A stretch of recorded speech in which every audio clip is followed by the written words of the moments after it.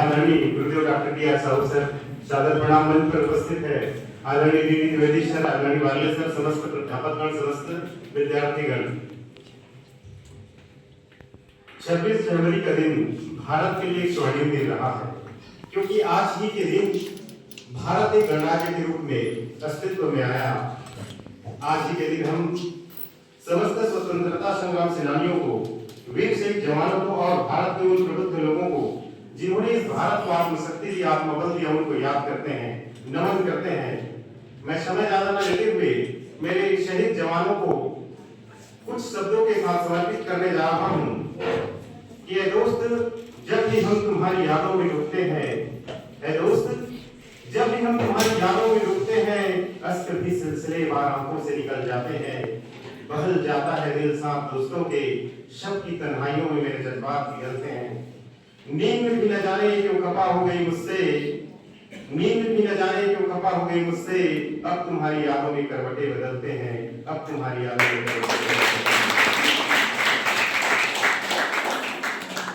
आगे मैं कहना चाहूंगा कि देश के यशस्वी प्रधानमंत्री आदरणीय मोदी जी भारत को 2047 में विकसित राष्ट्र बनाने की संकल्पना ली है। विकास की एक आकांक्षा के साथ सभी युवा साथियों को कहना चाहूंगा कि हम आज के युवा हैं, हमें यह कर दिखलाना है, सच्चाई की राह चलकर हमको मंजिल पाना है, जहां हंसता खेलता है बचपन को, न दुखों को कोई साथ मिले, हमें एक ऐसा जहां बनाना है। हम आज के युवा हैं, हमें यह कर दिखलाना है, सच्चाई की राह चल हमको मंजिल पाना है, हमको मंजिल पाना है।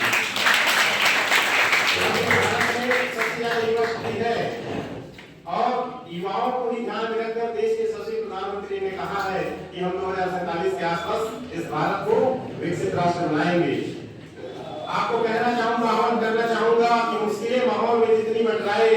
चांदनी बिखर के चमके वो रात ढूंढ लाना, और कांटे ही कांटे क्यों न हो रहा होंगे, कांटों से चलकर फूलों की सौगात ढूंढ लाना, फूलों की सौगात ढूंढ लाना।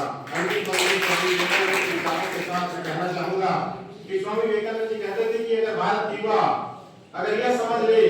कि हम बदलेंगे तब युग बदलेगा, और वो सोच ले कि हम अपने अनुशासित रहते हुए जीवन में इस देश को अगर विकसित राष्ट्र बनाना है तो सबसे पहले हमको चरित्र का निर्माण करना होगा। तो मैं कहना चाहूंगा कि स्वामी विवेकानंद जी के विचारों को आप आत्मसात करिए, अनुशासन में रहिए और अपने आप को एक बाज की तरह बनाइए। बाज जब उड़ना चालू करते हैं तो आपको पता है कि कौवा उसके ऊपर आके चोंच मारने चालू कर देते, लेकिन बाज के भी उनको कुछ नहीं करते और वो उड़ते उड़ते उड़ान भरते चले जाते हैं, और एक समय के बाद सांस लेना मुश्किल हो जाता है, कौवे के लिए तो फिर नीचे गिर जाता है। वैसे आपके जीवन में बहुत सारे लोग चोंच मारने के लिए आएंगे, लेकिन आपको एक दृढ़ संकल्प के साथ, एक लक्ष्य के साथ आगे बढ़ने की संकल्पना लेकर अपने आप को और इस भारत को आगे बढ़ाने का एक जज्बा अपने मन में रखना है। बहुत बहुत धन्यवाद।